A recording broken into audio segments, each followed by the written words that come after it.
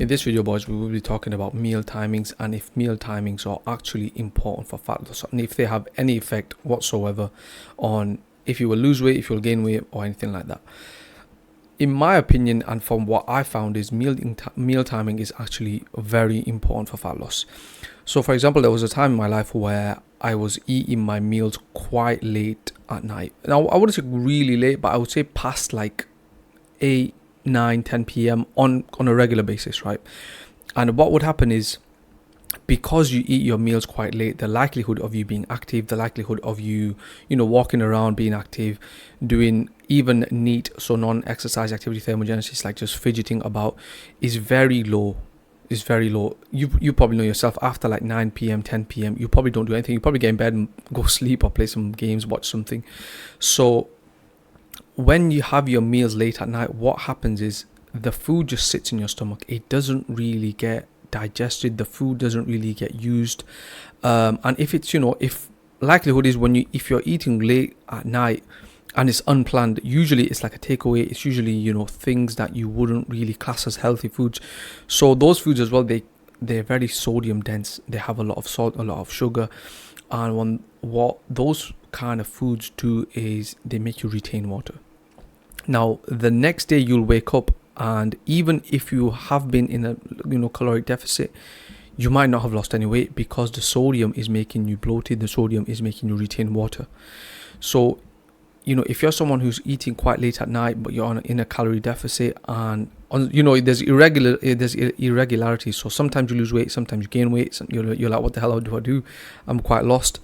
So what I would say is, eat your food no later than like 7:30. Ideally, you eat at like 7, 8 o'clock, because you probably walk around, you probably, play with your family, walk around, and just in general be active.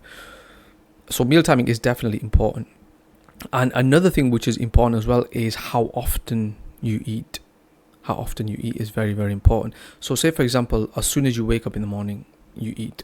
And then that's at like 9 a.m, 8 a.m, that's your breakfast. And then again at 12 p.m. or 1 p.m, you eat your dinner. And then again at 4 p.m, 5 p.m, you eat again. And then you have your meal at night, your dinner.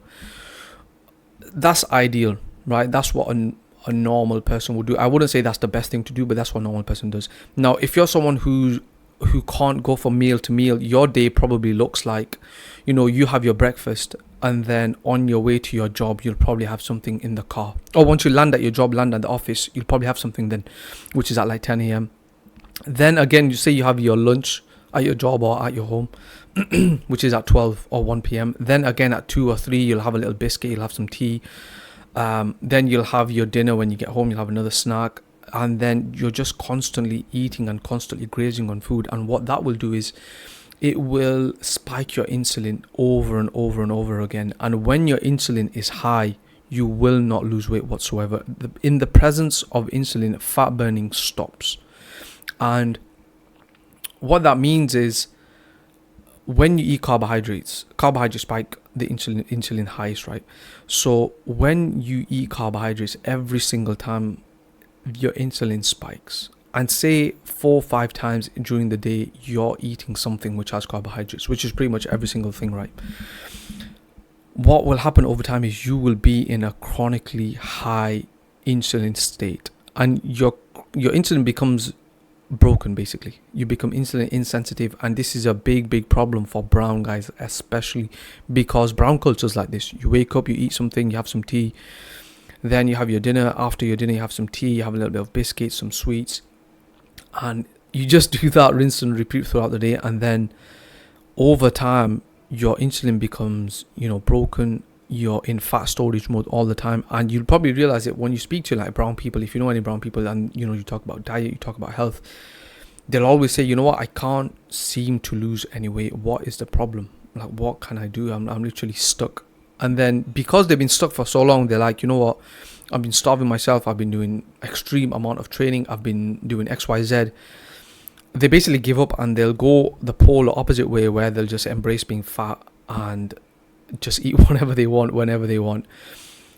And this is one of the main reasons I feel I know why brown people, they have a high high rate of diabetes, high rate of heart problems, high rate of visceral fat.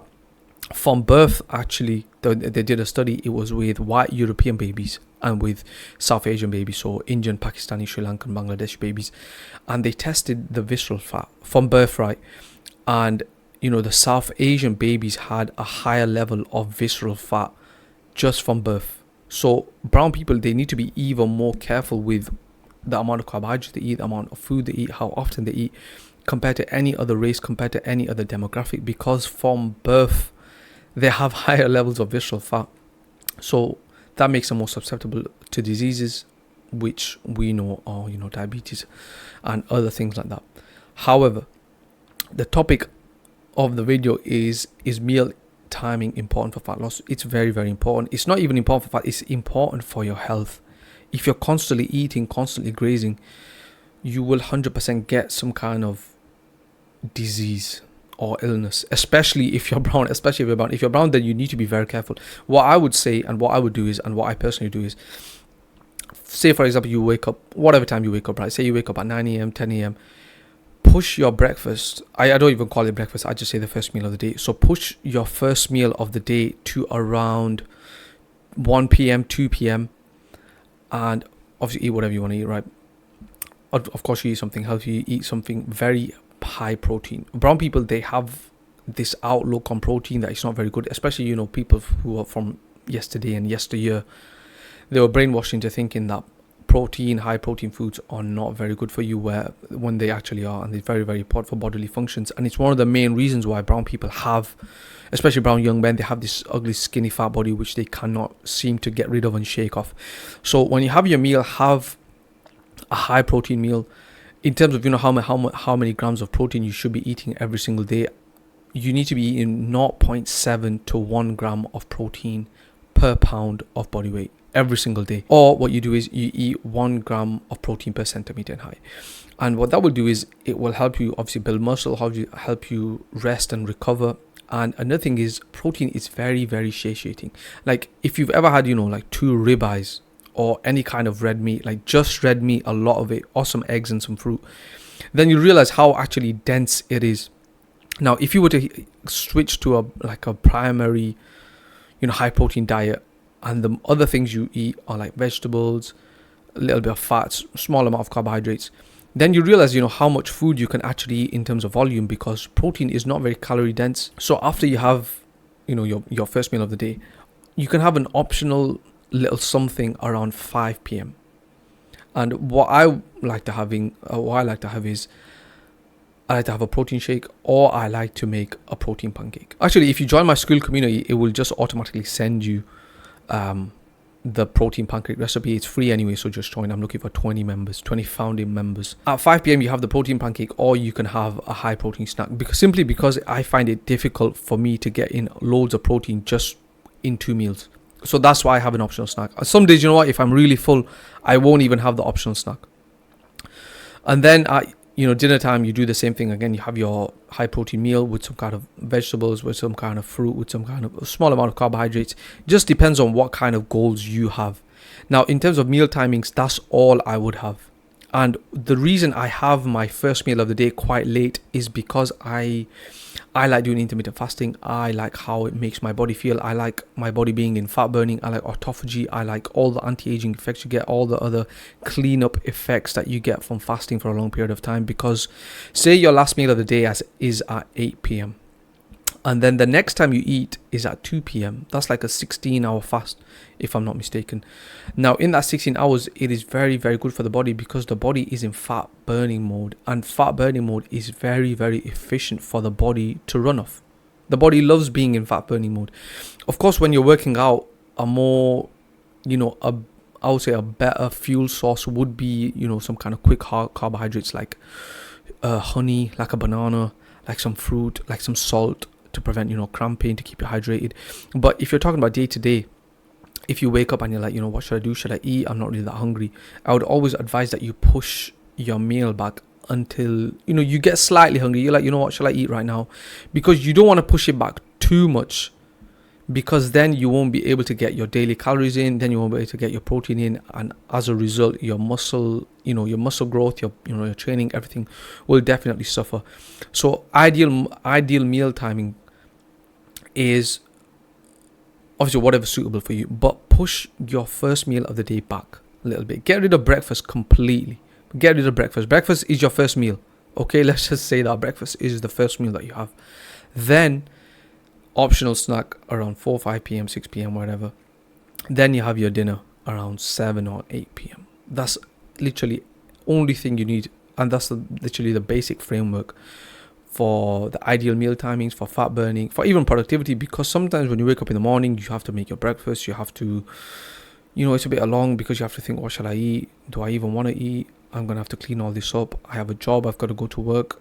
It's just very, very long, very, very, a bit tedious as well. And sometimes it's like a lot of options and a lot of overthinking can basically paralyze you, and you end up making a wrong decision. You're like, you know what, I'll eat something at work or on the way to work, and then you might stop somewhere like a coffee shop or a cafe or something, and you might just get something which is not really good for you. So the ideal thing is push your meal back, have an optional snack, and then your last meal of the day, pull it back rather than push it back. So eat a bit earlier.